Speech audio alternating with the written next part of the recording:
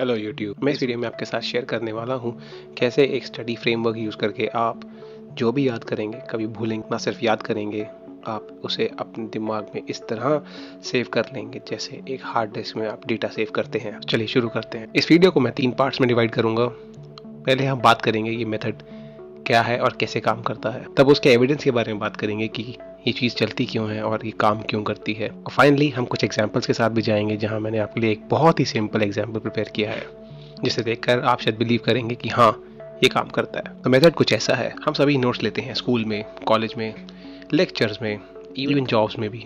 हर तरफ हम अपनी डायरी नोट्स मेंटेन करते हैं। बट कोई भी चीज़ सीखने का नोट्स बनाना एक बहुत ही बुरा तरीका है।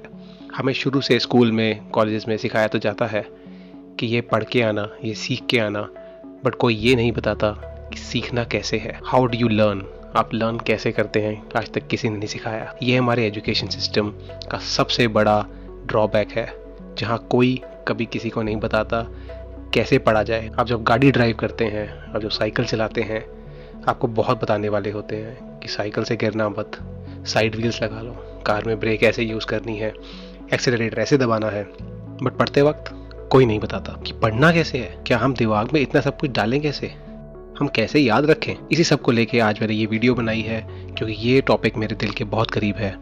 मैंने अपनी लाइफ में काफ़ी चीज़ें आज तक पढ़ी हैं और इस फ्रेमवर्क को यूज़ करके मैं काफ़ी टाइम तक उसको रिटेन कर पाया हूँ। मैं बहुत परफेक्ट नहीं हूँ, बट आपको मैं आउटलाइन ज़रूर दे पाऊँगा। इस फ्रेमवर्क को काफ़ी दुनिया यूज़ करती है बट हार्डली कोई बताता है। तो नोट्स तो हम सभी लेते हैं कॉलेज में, स्कूल्स में, लेक्चर्स में, राइट। मगर उन नोट्स का हम क्या करते हैं उसके बाद? हम बहुत सारे पेजेस समराइज करते हैं। मान लीजिए एक 100 पेज का चैप्टर है, 100 पेज के चैप्टर के कम से कम 10 पेज का नोट्स तो बनेंगे, राइट। वो नोट्स आपके पास आएंगे, फिर आप फोटो कॉपी कराएंगे, आपके दोस्तों के पास जाएंगे, सब लोग वो नोट्स पढ़ रहे हैं। असल में हो क्या रहा है, सब एक तरह से नोट्स ही पढ़ रहे हैं, चाहे समराइज हो चाहे कुछ भी हो। वो नोट्स को फिर याद करने की बारी आ जाती है कि पेपर से और एग्जाम से पहले 1 दिन, 2 दिन, हफ्ता पहले हम सब लोग उसको अपने दिमाग में डालना शुरू करते हैं। वो 10 पेज जो हम अपने दिमाग में डाल रहे हैं वो हम सिर्फ रट रहे हैं। क्या हम समझ रहे हैं? हाँ, कई लोग समझ रहे हैं। क्या हम उसको 1 हफ्ते के बाद यूज़ कर पाएंगे? नहीं, बिकॉज हमने याद किया और हम भूल गए। कुछ रिवीजन था सिर्फ पेपर से पहले, उसके बाद हम सब भूल जाते हैं। जो फ्रेमवर्क आपको बताने जा रहा हूँ उसका सबसे बड़ा और सबसे पावरफुल टूल यही है, रिविजन्स। तो फर्स्ट आप क्या कीजिए, नोट्स मत लीजिए। जी हाँ, आपने सही सुना, बिल्कुल नोट्स मत लीजिए। आपको क्वेश्चंस बनाने हैं और सिर्फ क्वेश्चंस बनाने हैं। जो मेथड मैं आपको बताने जा रहा हूँ बहुत ही सिंपल है, पर सबसे डिफिकल्ट है उसको करना और उसको मेंटेन करना, उसको करते रहना पूरे सालों साल, जिससे वो आपके एक टूल की तरह बन जाए और आप कभी भी उसको मिस ना करें। आइए देखते हैं एक एग्जाम्पल इसका। आपके सामने स्क्रीन पे कुछ क्वेश्चन दिख रहे हैं, राइट। आज हम समझते हैं एक बहुत ही सिंपल टॉपिक से, जो है वाटर साइकिल। मैंने ये आर्टिकल किसी वेबसाइट से लिया है, यहाँ पर स्टेजेस ऑफ वाटर साइकिल को समझाया जा रहा है। आप देखिए, इसमें है इवेपोरेशन, सब्लिमेशन, कंडेंसेशन, प्रेसिपिटेशन और इनफिल्ट्रेशन। बचपन में हमने सब ने ये सब पढ़ा है, काफियों को याद भी होगा क्योंकि बहुत सिंपल है, याद रह पाता है। बट इसमें काफी डिटेल्स हैं जो शायद हम भूल चुके हों। आइए उसको फिर रिवाइज करते हैं एक बारी। अब ये नोट्स देखिए। Evaporation. The sun is the ultimate source of energy and it powers most of the evaporation that occurs on Earth. Evaporation generally happens when water molecules at the surface of water bodies become excited and rise into the air. These molecules with the highest kinetic energy accumulates into water vapor clouds. Evaporation usually takes place below the boiling point of water. Another process called evapotranspiration occurs when evaporation occurs through the leaves of plants. This process contributes to a large percentage of water in the atmosphere. अब ये तो notes हो गए। अब इन notes का क्या किया जाए? आप इन नोट्स में से कुछ लाइंस चुराएंगे, उनको अपने नोट्स में बनाएंगे और ये 100 लाइंस के नोट्स शायद 10 लाइंस के हो जाएंगे। और उसके बाद क्या, हम उसको याद करेंगे क्योंकि हमने किसी ने सिखाया नहीं है कि पढ़ते कैसे हैं, पढ़ाई कैसे की जाती है। वो हम सिर्फ अब रट के करेंगे, रात बजा जाग के, सुबह जल्दी उठ के, बस रात करते ही चले जाएंगे और उसके अगले दिन हम खुशी खुशी पेपर देखे आएंगे और ऐसे रिलीफ हो जाएंगे जैसे जंग लड़के आए हों। मगर क्या ये सही था? मान लेते हैं आपने पढ़ा, भूल गए, बट क्या फायदा हुआ? आपने टाइम इन्वेस्ट किया सिर्फ एग्जाम क्लियर करने के लिए, शायद आपके लिए सही हो, बट लॉन्ग टर्म में जब आप इसको एज हैबिट बना लेते हैं तब ये एक बहुत बड़ी प्रॉब्लम है। आइए अब देखते हैं, अगर हम इस याद करने के मेथड पे जाते हैं तो ये कैसे दिखता है। हम कोई नोट्स नहीं लेंगे, हम इस वाटर साइकिल के क्वेश्चंस बनाएंगे। हम इवेपोरेशन को लेते हैं। स्क्रीन पे आप देख पा रहे होंगे मैंने कुछ क्वेश्चंस बनाए हैं आप लोगों के लिए। पहला क्वेश्चन है, व्हेन डज इवेपोरेशन ऑकर, और हम का आंसर नहीं लिखेंगे। इस मेथड की कमाल की बात यही है कि हम आंसर नहीं लिखने वाले इसके, सिर्फ क्वेश्चन लिखेंगे। जो हमारे नोट्स होंगे वो सिर्फ और सिर्फ क्वेश्चन होंगे, चाहे वो 100 हो, 200 हो, जितने भी हो क्वेश्चंस। पहला क्वेश्चन है, व्हेन डज इवेपोरेशन ऑकर। अब देखिए ये ओपन बुक टेस्ट की तरह है। इवेपोरेशन कब होता है? Water molecules surface of the water bodies become excited, agitated and rise into the air. ये इसका आंसर है। ये आंसर हमें लिखना नहीं है कहीं भी, जब भी हम क्वेश्चन देखें ये आंसर हमें दिमाग में रखना है अपने। अगला क्वेश्चन पे जाते हैं। At what temperature does evaporation takes place. Evaporation usually takes place below the boiling point of water. What is evapotranspiration? यहीं सामने लिखा हुआ है। Another process called evapotranspiration occurs when evaporation occurs through leaves of the plants. इसी तरह चौथा question भी है, What contributes to large percentage of water in atmosphere? Evapotranspiration. इसका आंसर भी evapotranspiration ही है। तो हमने क्या किया, हमने जो पूरा ये पैराग्राफ था इसको हमने क्वेश्चन में कन्वर्ट कर दिया, बट आंसर्स किसी के नहीं लिखे। अब इस टेक्निक में बहुत ही सिंपल वे है। स्टेप 1 है कि आप पहली बारी 3 से 4 बारी रिवाइज कीजिए इन क्वेश्चंस को और कोशिश करिए रिकॉल करने की जो आंसर्स आपने पढ़े हैं। अगर आपसे रिकॉल नहीं हो पाता तो आप उसको कलर कोड कर दीजिए रेड और उसके बाद ट्राई कीजिए रिकॉल करने का। नेक्स्ट टाइम जब आप ये नोट्स खोलें तो आपको पता रहेगा कि जो नोट्स में क्वेश्चंस आपको ऑलरेडी पता है वो आपने हाईलाइट तो नहीं किए, बट जिनको रेड मार्क किया था वो आपको फर्स्ट रिवीजन में नहीं याद आए, तो आप दोबारा पढ़ेंगे उसको, समझेंगे। इस तरह अगर फर्स्ट रिवीजन में याद आ गया तो ठीक है, अगर फर्स्ट में भी नहीं आया तो रेड का आप कोई और कलर चढ़ देंगे, जैसे ब्लू। तो आपकी कलर कोडिंग है, जैसे आप करना चाहे वो आप करिए, मगर इसका सिर्फ मेन ट्रिक यही है कि आप क्वेश्चन बनाइए और आंसर मत लिखिए। हाँ, मगर ये फ्रेमवर्क मना नहीं करता, बिकॉज इसको फ्रेमवर्क इसीलिए कह रहे हैं, आप इसको फ्लेक्सिबल रखिए अपने हिसाब से। आखिरकार पढ़ना आपको है, मुझे नहीं, तो आप फ्लेक्सिबल रखेंगे। आपको अगर किसी क्वेश्चन का लगता है बहुत टफ है आंसर हर बार रिकॉल करना, तो आप लिख लीजिए इस क्वेश्चन के नीचे, बट सबको मत कीजिए, वो इसका पर्पस डिफीट कर देगा और आप उसका बेनिफिट नहीं उठा पाएंगे। चलिए नेक्स्ट पैराग्राफ पे चलते हैं। सब्लिमेशन। सब्लिमेशन पे क्वेश्चंस आप पढ़ सकते हैं, आपकी स्क्रीन पे दिख रहा है पैराग्राफ। मैं क्वेश्चन पे सीधा आ जाता हूँ। What are the state changes when sublimation occurs.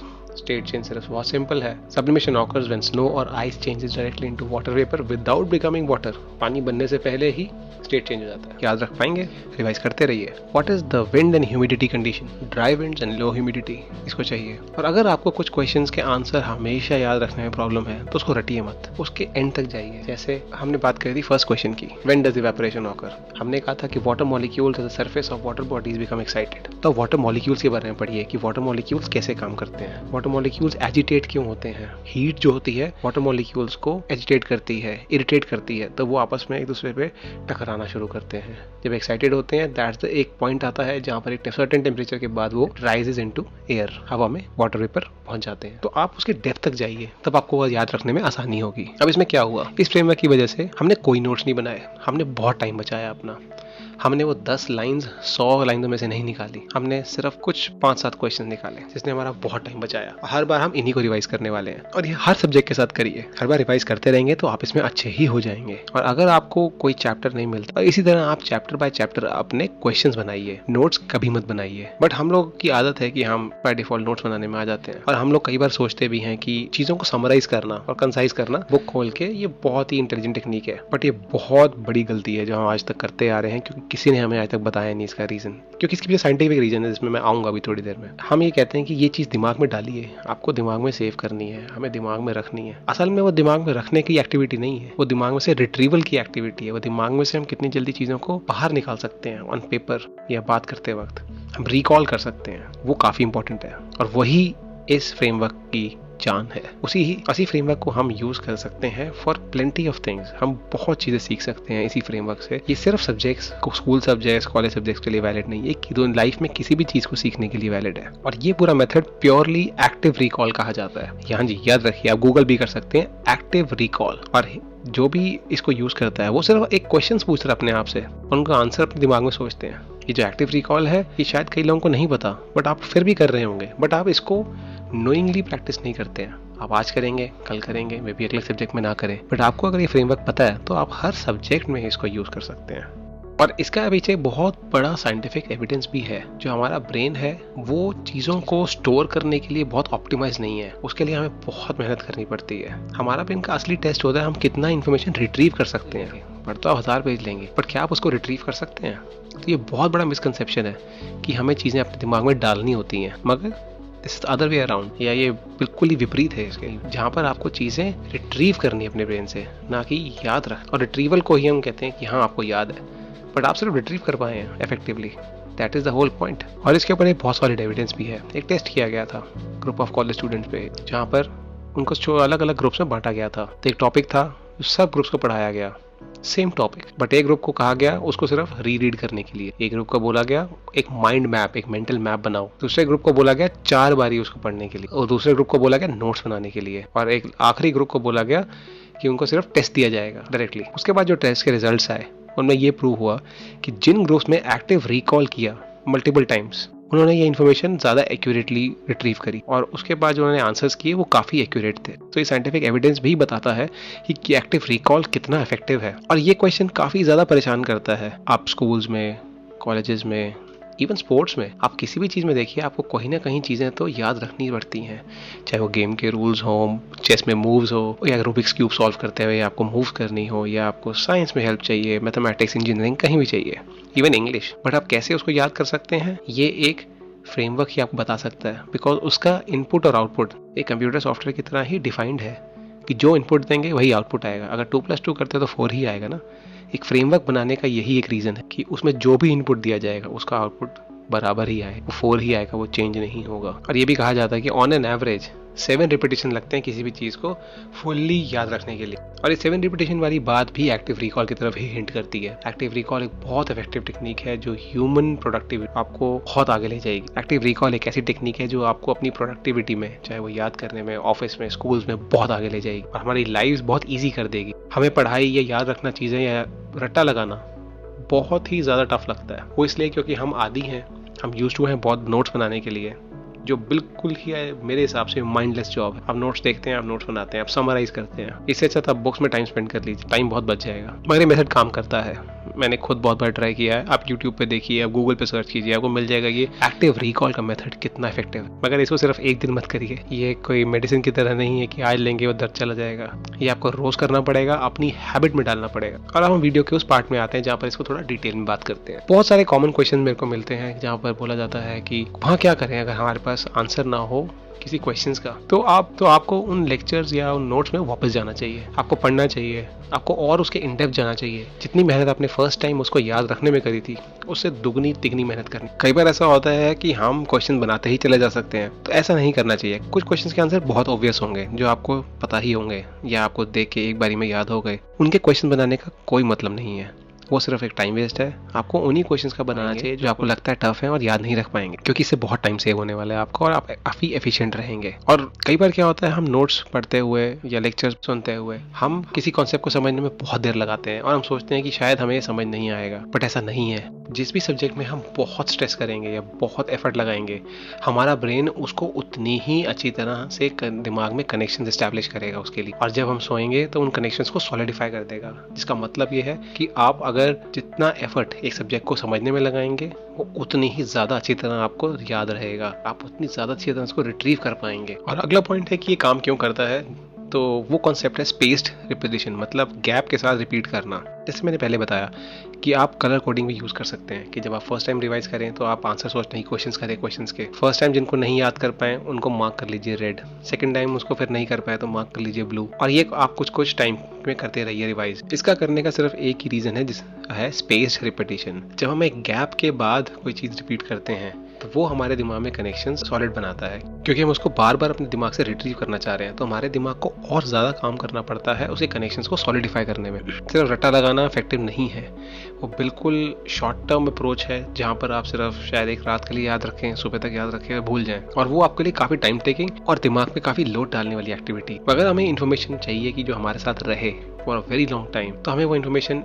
कुछ स्पेस ऑफ इंटरवल के बाद रिपीट करनी चाहिए। जैसे आप गाड़ी से घर जा रहे हैं या आप स्कूल जा रहे हैं, कैसे आपको वो रास्ता याद हो जाता है, आप सोचते नहीं, क्योंकि आप एक बार नहीं, आप हजारों बार उस रास्ते पे गए हैं। ये स्पेस इंटरवल्स का आइडिया एक प्रॉब्लम से आइडेंटिफाई हुआ था जिसका नाम था द फॉरगेटिंग इफेक्ट या फिर फॉरगेटिंग कर्व, जो एबिनहाउस नाम के एक इंसान ने डिस्कवर किया था 1800 सेंचुरी में। तो माना था कि हमारे ब्रेन में एक लिमिटेड स्पेस है, अगर हम अपने कनेक्शन को सॉलिडिफाई नहीं करें, अगर हम एक इन्फॉर्मेशन जो हमने पढ़ी वो रिट्रीव ना करें टाइम टू टाइम, तो वो हम भूलने लगते हैं। तभी इसका नाम फॉरगेटिंग इफेक्ट रखा गया है। और ये इन्फॉर्मेशन एक टाइम के जाके बिल्कुल जीरो हो जाती है, इसको हम कभी याद नहीं कर पाते, जैसे किसी का नाम। और जैसे मैंने पहले बोला कि ये मेथड ऐसा नहीं है कि आपने एक बार ही किया और भूल गए, ये दिन ब दिन की मेहनत है, आपको रोज करनी है। जब भी आप पढ़ाई करें आपको यही करना है, आप पढ़ाई नहीं भी करें तब भी अपने क्वेश्चन उठा के देख लीजिए, उसमें बहुत कम टाइम लगेगा। इस मेथड को करने के लिए बहुत सारे तरीके हैं। आप पेन, पेपर, कॉपी, आईपैड पे पेंसिल के साथ नोट्स ले सकते हैं। जैसे क्वेश्चन मैंने बनाए आईपैड के ऊपर आप देख सकते हैं। या आप चाहें तो आप डिजिटल नोट्स भी बना सकते हैं गूगल ड्राइव पे या अपने नोटपैड में टाइप करके। मैं सजेस्ट करूंगा कि आप हैंड रिटन नोट रखें। उसका रीज़न है कि जब हैंड रिटन नोट रखते हैं कि आप एफर्ट डालते हैं उसके अंदर और आपका ब्रेन उसको ज़्यादा अच्छी तरह से रजिस्टर करता है। चाहे हम एक्टिव रिकॉल और स्पेस रिपीटिशन के साथ जितना भी याद रख लें, जो एक चीज़ बहुत इंपॉर्टेंट है वो है प्रिंसिपल्स को पढ़ना और प्रिंसिपल्स को आइडेंटिफाई करके समझना। जो भी कॉन्सेप्ट हम पढ़ें, जो भी चीज़ हम पढ़ें, हमें उसके काफ़ी डीप डाइव करना चाहिए, काफ़ी डीप तक जाना चाहिए और समझना चाहिए ऐसा क्यों है। वो क्वेश्चन क्यों हमें तब तक पूछना चाहिए जब तक हम उसको उस लेवल तक ना ले आए जब तक हम एक बच्चे को भी समझा सकें। ये थर्ड पॉइंट है जो मैं बहुत ज़्यादा स्ट्रेस करना चाहूँगा कि अगर आप कोई कॉन्सेप्ट पढ़ रहे हैं उसको इस तरह पढ़ रहे हैं कि आप एक बच्चे को भी समझा सकें। अगर आप समझा पा रहे हैं इसका मतलब आप समझ। ये मैं नहीं, आइंस्टाइन भी कहा करते थे। अगर कोई टॉपिक में आप अटक गए हैं, नहीं मिल रहा, तो आजकल सब लोगों के पास यूट्यूब, गूगल तो है ही। मैं सजेस्ट करूंगा यूट्यूब पे ज़्यादा मत जाएं या वीडियोस ना देखें। बहुत सारी लर्निंग एप्स हैं जो वीडियो ड्रिवन है। एक साइंटिफिक स्टडी में माना गया है कि वीडियो एप्स या वीडियोस के थ्रू पढ़ना आपके दिमाग को थोड़ा इनएक्टिव कर देता है, क्योंकि आप उसमें इमेजिनेशन रोक देते हैं और सामने जो एनिमेशन है या जो भी टीचर पढ़ा रहा है आपको यूट्यूब पे वीडियो पे, वो आपको और डिसेबल कर देता है एनेबल करने से। जहाँ की अगर आप सिर्फ इमेजेस देखें गूगल पे, जहाँ पर आपके कॉन्सेप्ट की सिर्फ इमेजेस हैं, तो आपका ब्रेन और ज़्यादा काम करेगा उसके कॉन्सेप्ट्स में कन्वर्ट करने के लिए। तो वो आपको विजुअलाइजेशन जो है, जो इमेजिनेशन है, वो आपके साथ हमेशा रहेगी। आपका इन्फॉर्मेशन काफ़ी देर तक रहेगा आपके दिमाग में और रिट्रीवल भी आसान। करके देखिए, ये मैंने भी ट्राई किया है और मैंने भी पाया है कि इमेजेस से मैं ज़्यादा अच्छी तरह कर पाता हूँ। तभी आप देखिए जितने भी हम बुक्स पढ़ते हैं, अगर स्टोरी बुक्स हैं या कॉमिक्स हैं, नॉवल, हम उसको ज़्यादा देर तक रिटेन कर पाते हैं। जहाँ कि यूट्यूब तो आप इतनी देख सकते हैं, कार्टून देख सकते हैं, मूवी देख सकते हैं, पर हर मूवीज़ कार्टून में क्योंकि इतना कंटेंट होता है, फ्रेम बाय फ्रेम इमेज है वहाँ पर भी। हर इमेज में एक एक्शन है, एक मूवमेंट है जो हमारा ब्रेन रजिस्टर कर रहा है, बट हम सब कुछ सेव नहीं कर सकते हैं। तो बेटर ये है कि हम अपनी पिक्चर अपने दिमाग में खुद बनाएं एक फोटो से, ना कि पिक्चर देख के हम खुद समझें, कॉन्सेप्ट को समराइज करें। क्योंकि ये तो वही बात होगी फिर से कि नोट्स देख के हमने समराइज कर ली। और दिमाग पे स्ट्रेस डालने वाली इसलिए आती है, आप इसका मैं एग्जाम्पल आपको जिम के साथ दूं। आप में से बहुत लोग जिम करते होंगे, वेट्स उठाते होंगे, रनिंग करते होंगे। जब आप वेट्स उठाते हैं, मान लेते हैं आप 10 किलो का डंबल उठा लेते हैं और 10 किलो का डंबल आप आराम से उठा लेते हैं। अगर मैं आपको बोलूं 5 किलो का डंबल उठाना, क्या आपके लिए टफ है? नहीं। क्या आपकी मसल्स ग्रो करेंगी? बिल्कुल भी नहीं, क्योंकि आपकी बॉडी ने कोई एफर्ट नहीं किया। आपकी बॉडी यूज्ड टू है, आपकी बॉडी 10 किलो उठा लेती है, तो 5 किलो में ग्रोथ क्यों होगी? क्योंकि मसल्स की ग्रोथ जिस तरह बॉडी में होती है फ्रिक्शन से, बॉडी में टेंशन देने से, उसी तरह ब्रेन की भी ग्रोथ होती है जब ब्रेन को आप डिफिकल्ट स्पॉट में डालते हैं, एक डिफिकल्ट सिचुएशन में डालते हैं। अगर आपको मैं 15 किलो का डंबल दूंगा तो आपकी मसल डेफिनेटली ग्रो करेंगे, क्योंकि आपकी बॉडी को हमने स्ट्रेस में डाला है। इसी तरह आपके ब्रेन को अगर हम स्ट्रेस में डालेंगे तो वो ग्रो करेगा। तभी हम हमेशा कहते हैं कि अपने ब्रेन को चैलेंजेस दीजिए। चैलेंजेस किसी भी तरह के हो सकते हैं डेली। आप चैलेंजेस पजल्स के दे सकते हैं, आप चैलेंजेस रास्ते को दे सकते हैं, आप मे बी उल्टे हाथ से लिखना शुरू कर सकते हैं, आप लेफ्ट हैंड से काम करना शुरू कर सकते हैं अगर आप राइट हैंडेड हैं, और अगर लेफ्ट हैंडेड है तो राइट हैंड से काम करना शुरू कर दीजिए। अपने ब्रेन को चैलेंज करने के लिए बहुत तरीके हैं, बहुत सारी पजल्स हैं जो आप कर सकते हैं। आप कोई नई लैंग्वेज सीख सकते हैं, आप कोई नया कोर्स कर सकते हैं, वो भी आपके ब्रेन को एक टफ स्पॉट में डालता है, जिससे आपकी ब्रेन में एक्टिविटी बढ़ती है और आप काफी सीख सकते हैं। जब भी हम ब्रेन को डिफिकल्ट स्पॉट में डालते हैं तो हमारा ब्रेन कनेक्शन बनाने लगता है, और जब हम सो रहे होते हैं और डीप स्लीप में होते हैं तो हमारा ब्रेन उन कनेक्शंस को रिपेयर करके सॉलिडिफाई करता है, ताकि हम सुबह उठ के अगर रिट्रीव करना हो तो हम उसको कर पाए। इतना वर्कआउट करने के बाद सोते हैं तो हमारी बॉडी और स्ट्रांग हो जाती है, मसल बिल्डिंग प्रोसेस शुरू हो जाता है। ब्रेन के साथ भी सिमिलर ही है। जितना आप ब्रेन को यूज करेंगे, तो जितना आप ब्रेन को स्ट्रेस में डालेंगे, जितना आप एफर्ट डालेंगे लर्निंग में या कोई भी काम करने में, वो ज्यादा टाइम तक रोके। बट मैं ये कभी नहीं कहूंगा कि आपके टेक्स्ट बुक्स या लेक्चर नोट्स ये सब बकवास है। ये बहुत इंपॉर्टेंट है, क्योंकि इनमें बहुत डिटेल्ड कंटेक्स्ट होता है। आप उसको बहुत समराइज करके क्वेश्चन में नहीं डाल सकते। तो टेक्स्ट बुक्स और लेक्चर नोट्स आपके कंटेक्स्ट के लिए होनी चाहिए, ना कि याद रखने के लिए। जो भी मैंने फ्रेमवर्क आपको अभी बताया, ये आपको इफेक्टिव बनाने के लिए। हम सभी के पास 24 घंटे हैं। अब अगर उस 24 घंटे में कोई टॉपर रैंक 1 होल्ड कर रहा है और कोई और है जो एक एवरेज रैंक होल्ड कर रहा है, इसमें कुछ तो डिफरेंस होगा। मैं जरूर मानता हूँ लक का एक बहुत बड़ा फैक्ट, बट एफर्ट का भी बहुत बड़ा फैक्ट। आप जैसे करियर में ऊपर जाते रहेंगे, बहुत छोटा डिफरेंस भी आपको बहुत बड़े गेन से जाता है। तो आप अगर छोटे छोटे टूल्स, टेक्निक्स, फ्रेमवर्क्स ये सब यूज करेंगे, तो इससे आपको जो गेन्स होंगे वो मल्टीफोल्ड होंगे। आप सोच भी नहीं पाएंगे आप कितना ज्यादा रिटेन कर सकते हैं, और आप सुपर ह्यूमन फील करने लग जाएंगे। उम्मीद है आपको वीडियो पसंद आई होगी। अगर आई तो लाइक सब्सक्राइब जरूर कीजिए।